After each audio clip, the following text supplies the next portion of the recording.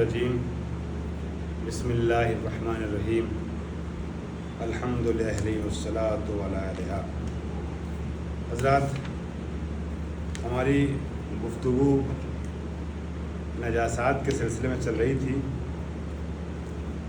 और मैंने ये अर्ज़ किया कि नजासतें जो हैं वो कुल 10 हैं जो बयान की जाती हैं। अब इसमें ये 10 नजासतों का तज़किरा हो चुका था। अब आज इस सिलसिले में गुफ्तगू होगी। आज थोड़ा सा कुछ गैप और फासले के बाद दर्स जो है फिर से रिज्यूम हो रहा है, तो बहुत मुख्तसर 5-7 मिनट सिर्फ 2-3 मसले जल्दी से बयान करना चाहूँगा। नजासत साबित होने के तरीक़े, नजासत साबित होने के 3 तरीक़े हैं।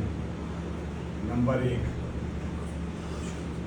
Number 2, number 3। कोई चीज़ नजिस है ये कैसे पता चलेगी?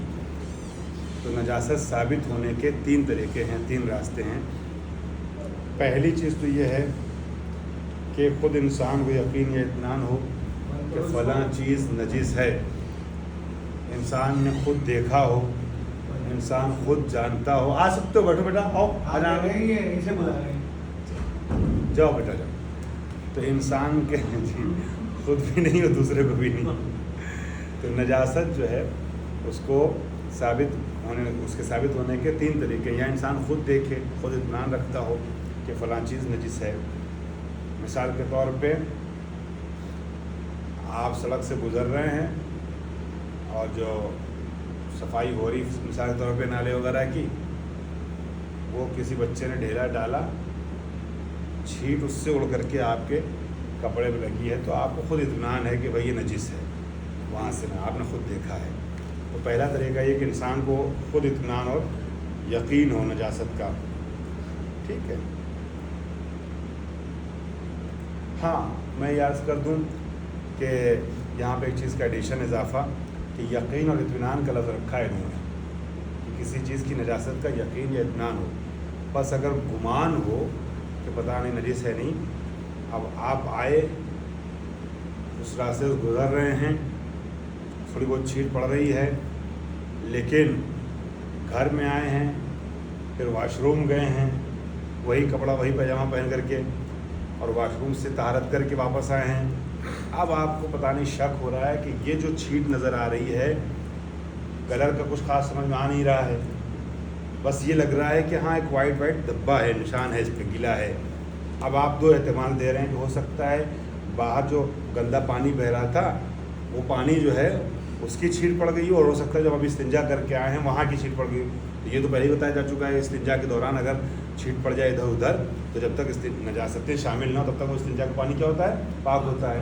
तब आप वॉशरूम से आए हैं या आपने शावर खोला है, नीचे टोटी खोली है और पैर भिगाया है, बाहर से आ रहे थे, और बाद में आया तो देख रहे हैं डब्बा पैजामे पे लगा हुआ है। अब शक है कि वो वाला पानी लगा है कि ये वाला। हो सकता है जब आप अपना पैर नीचे धो रहे थे तो वो छींट पड़ करके आ गई पैजामे पे। तो ऐसी सूरत में गुमान ये है कि वही वाला पानी होगा बाहर वाला। तो उस गुमान और हर्ष और गैस पे काम नहीं चले, वो पाक माना जाए, उससे परहेज़ करना लाजिम नहीं है। जी फरमाइए। जो आजकल हमारे सामने आ रही है, ये बराबर वाली बिल्डिंग में वो कपड़े गीले टांग रहे हैं और वहाँ उसका पानी टपक रहा है और वो कपड़ों पे आ जाता है उसमें, तो वो हम नजिस माने या पाक माने? देखिए, अगर आपको ये पता है कि ये फलां लोगों की बिल्डिंग है और फलां लोगों के कपड़े पड़े हैं, गिर रहे हैं हमारे ऊपर, और आपको ये पता है कि वो जैसे आप आगे बढ़े हल्का सा छींट पड़ी, आपने मुड़ के देख लिया तो आपको पता चल गया कि हाँ वो कपड़े ही से पड़ी है, तो ऐसी सूरत में वो नजिस है। लेकिन अगर गुजर रहे हैं और छींट का एहसास हुआ है तो पता नहीं वो टंकी छलकी है, ऊपर से कोई परिंदा कबूतर कौवा उड़ा है, उसकी गलाजत गिर गई है, तो उसकी गलाजत पाक है ना। تو اس طرح اگر شک ہو تو اس صورت میں نے اس دن حدیث پڑھی تھی، لکھی تھی یہاں پر کل شیء لک طاہر حتی تعلم انہ قذر، دنیا کی ہر چیز آپ کے لیے پاک ہے جب تک کہ آپ کو نجاست ہے. لیکن جو آپ بتا رہے ہیں وہ کنڈیشن الگ ہے، اس میں تقریباً اس میں یقین اور اطمینان کی منزل ہے، لہٰذا اس کو نجس مانا جائے گا. جی اس سے پھر اس کپڑے میں نماز نہیں پڑھ سکتے ہیں. یا اگر فرض کیجیے ہاتھ پہ گر گیا، سر پہ گر گیا، تو وہ واش بیسن میں لے کر نہانا نہیں بھی ہے تو اس کو اس جگہ کو پاک کرنا ضروری ہے، صاف کرنا ضروری ہے. دوسرا طریقہ، پہلا طریقہ یہ ہوا کہ خود اطمینان یا یقین حاصل ہو جائے. دوسرا طریقہ یہ ہے، دیکھیے اس میں بات سے بات نکلتی ہے. یہ کلاس جو میں نے اس دن بھی عرض کیا تھا کہ اسی لیے مفید ہوتا ہے کہ بہت سی چیزیں ذہن میں سوالات رہتے ہیں کہ جو اس کلاس کے دوران بھی بات نکلے تو وہ حل ہو سکتے ہیں. دوسری چیز، کسی کے پاس کوئی ایسی کوئی چیز ہو اور وہ اس چیز کے بارے میں کہے کہ نجس ہے اور وہ شخص غلط بیانی نہ کرتا ہو.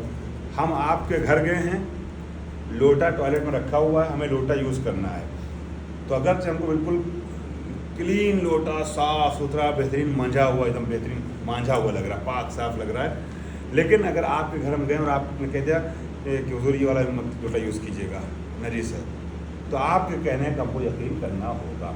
جو چیز کسی کے پاس ہے، جو چیز کسی کی ملکیت ہے، ٹھیک ہے، آپ ان کی کوٹ تھی، آپ نے کہا کہ ہمیں دے دی انکل، ہم ذرا سے فلاں پروگرام میں جا رہے ہیں، اور انکل نے آپ سے جانے سے پہلے، اچھا وہ بالکل دھلی ہوئی پریس کی بھی کوٹ تھی، انہوں نے دیا آپ کو، نئی بالکل لگ رہی ہے آپ کو، اور انکل نے جانے سے پہلے کہہ دیا اکبر بھائی جائیے گا تو نماز میں پڑھیے گا اس میں، تو چاہے آپ کو کتنی پاک لگ رہی ہے وہ انکل کی بات پہ یقین آپ کو کرنا ہوگا. تو جو چیز کسی کے پاس ہے، اگر وہ یہ کہہ دے، کسی کے گھر میں ہے، وہ یہ کہہ دے کہ نجس ہے، تو آپ کو اپنی عقل وہاں نہیں چلانا ہے. کہنے والے کی، چاہے وہ اکیلا سنگل کہنے والا ہے، اگر سامان اس کا ہے، وہ بتا رہا ہے، تو اگر پاک کہہ رہا ہے تو پاک مانا جائے گا، نجس کہہ رہا ہے تو نجس مانا جائے گا. اسی طریقے سے الٹا بھی ہے کہ اگر کوئی انسان اپنے گھر میں رکھی ہوئی چیز کو کہہ رہا ہے پاک ہے، تو آپ کو حق نہیں ہے کہ اس کو نجس کا اجازت دو. اب میں یہ تو بستر جو ہے وہ ہم ایک ہفتے سے دیکھ رہے ہیں بچھا ہوا ہے، ان کے گھر میں بچے بھی ہیں، کہیں پیشاب نہ کیا ہو، کہیں آؤ کسی وجہ سے نجس نہ ہو گیا ہو، نہ جس کے گھر گئے ہیں وہ کہہ رہا ہے کہ یہ پاک ہے، آپ اس میں نماز پڑھ سکتے ہیں، تو آپ آرام سے اس پہ نماز پڑھ سکتے ہیں، وہاں اپنی حجت نہیں لگانا ہے. یہی مسئلہ قبلے میں بھی ہے. کسی کے گھر جائیں تو اگر کوئی نماز پڑھنا ہے، بات آگے سے میں طرز کر رہا ہوں، نماز پڑھنا ہے، صاحب خانہ صاحب نے پوچھا قبلہ کدھر ہے، اس نے کہا ادھر ہے، تو آپ نماز پڑھ لیں، آپ نماز سے چاہے قبلہ ادھر ہی کیوں نہ ہو. آپ کو اپنی طرف سے زیادہ عقل چلانے کی ضرورت نہیں ہے کہ یہ سافٹ ویئر ڈھونڈیں اور وہ ڈھونڈیں اور یہ کریں اور قبلہ نما نکالیں، قطب نما نکالیں. کچھ لوگ بکراتیاں اس طرح کی کرتے ہیں، ہے نا. شریعت کا مسئلہ یہ ہے کہ آپ جس کے گھر گئے ہیں وہ نمازی روزہ دار ہے، وہ بتا رہے ہیں کہ ادھر قبلہ ادھر نماز، آپ ادھر نماز سوچا پڑھ کے چلے آئیے، زیادہ ہو کر نہیں بحث کرنے کی ضرورت نہیں ہے. ٹھیک ہے. تیسری چیز یہ ہے کہ وہاں پہ ایک بات بتا دوں، اس کے گھر میں کہنے سے، آپ اس کے کہنے سے پڑھ لیں گے کہ جو خود نماز پڑھتا ہو. اب ایک آدمی بے دین ٹائپ کا ہے مسلمان، شیعہ ہے، مگر دین کو اتنا عمل نہیں کرتا ہے. آپ نے اس سے قبلہ پوچھا بھی تو سوچ کے بتائے گا، یا اس کو آ رہا ہے کہ میرے فلاں صاحب آئے تو انہوں نے ایسے پڑھا تھا، اور سوچ کے جب بتایا ایسے، تب آپ اس کی بات پہ اعتبار نہیں کریں گے. تب خود اطمینان حاصل کر سکتے ہیں، کسی اور حاصل اطمینان حاصل کیجیے. وہ پتہ چل جاتا ہے نا، بتانے والا جو ہے وہ کنفیوز ہے یا واقعی جو ہے وہ فوراً بتا رہا ہے اعتماد سے. ٹھیک ہے. یہ اندر بریکٹ میں نے ایک بات کہہ دی،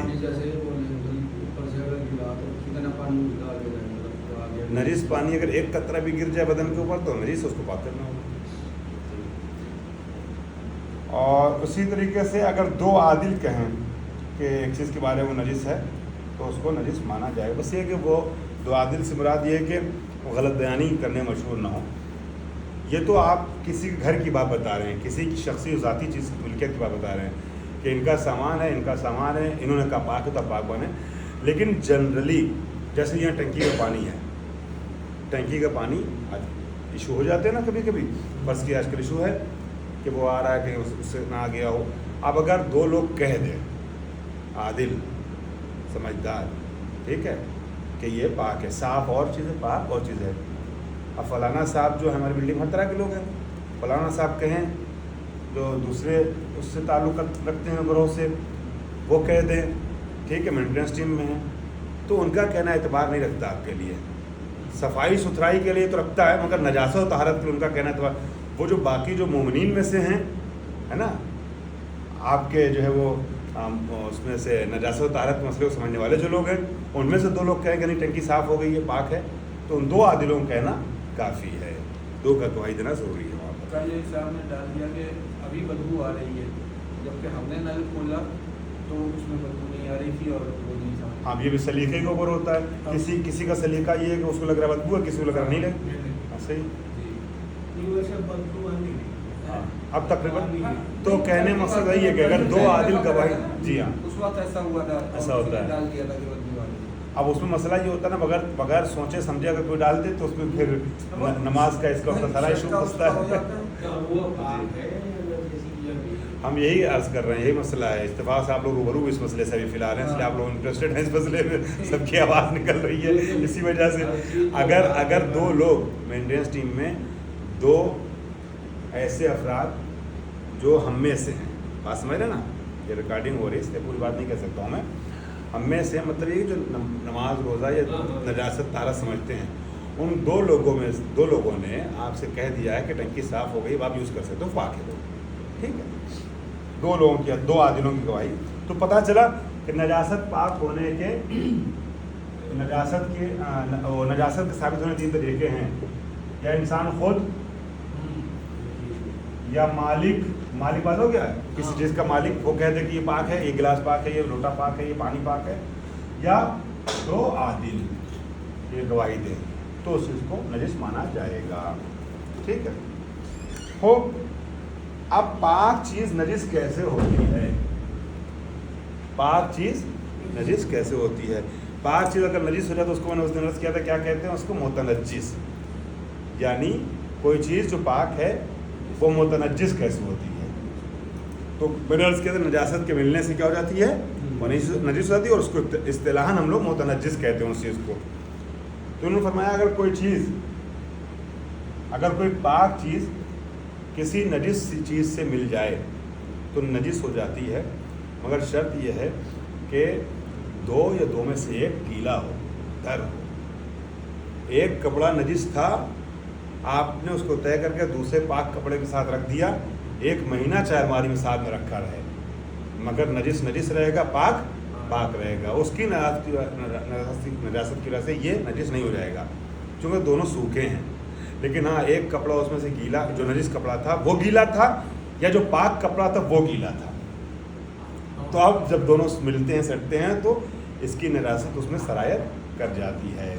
تو اس صورت میں کپڑا جو ہے جو پاک سامان تھا، کپڑا برتن جو بھی ہے، وہ بھی کیا ہو جائے گا؟ نجس ہو جائے گا۔ آپ کا یہ والا پیر ہی دیکھ لیجئے، یہ پیر نجس ہے، اس کو دھونا ضروری ہے۔ اب آپ جو ہے وہ اس پیر کو نجس ہے مگر آپ نے ایسے پیر رکھ لیا، تو سوکھا تھا تو نجس نہیں ہوگا، پیر کے اوپر پیر رکھ لیا آپ نے، لیکن اگر یہ گیلا تھا، چاہے وہ والا گیلا تھا، تو پھر کیا ہو جائے گا؟ دونوں نجس ہو جائے گا۔ اگر کوئی چیز کسی نجس چیز سے لگ جائے اور دونوں یا ان میں سے ایک اس قدر تر ہو کہ ایک کی تری دوسرے تر تک پہنچ جائے تو پاک چیز بھی نجس ہو جائے گی۔ ایسے ہی تیسری چیز کے لیے بھی ہے کہ فرض کیجئے کہ یہ پیر نجس تھا، یہ پیر گیلا، ہم نے پیر رکھ دیا، یہ بھی نجس ہو گیا، اب ہم نے اس ہاتھ سے اس کو چھو دیا تو یہ ہاتھ بھی نجس ہو گیا، ٹھیک ہے۔ تو یہاں تک میں نے بیان کر دیا، اس میں کچھ مسئلے اور ہیں مگر چھوڑتا ہوا۔ اب احکام نجاسات پہ آؤں گا، اس کو کل انشاءاللہ بتاؤں گا، چونکہ آج لوگ کل سے مرادی فردہ درسیہ ہیں، اب اگلے دن جب درس ہوگا تو بیان کروں گا اس چیز کو، احکام نجاسات۔ ابھی نجس چیزوں کے کچھ احکام ہیں، اسے بیان کروں گا، چونکہ لوگوں کو پتہ بھی نہیں تھا کہ آج درس ہے، اور آج کافی لوگ غدیر کے جشن اس کے بعد تھکے ہوئے آئے نہیں ہیں، تو میں نہیں چاہتا ہوں کہ وہ لوگ محروم رہ جائیں اس درس سے، چونکہ میں نے دیکھا کہ کافی انٹرسٹ سب لوگ دکھا رہے ہیں، تو انشاءاللہ باقی کل مجلس ہے تو پرسوں انشاءاللہ بہت کو بیان کروں گا۔ واخر الحمد للہ رب العالمین۔ اللہم صلی علی محمد۔ بسم اللہ الرحمن الرحیم۔ اللہم صل وسلم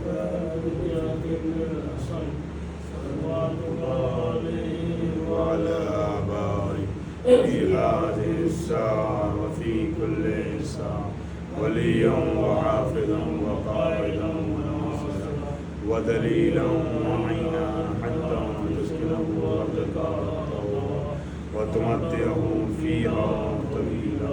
اللهم صل على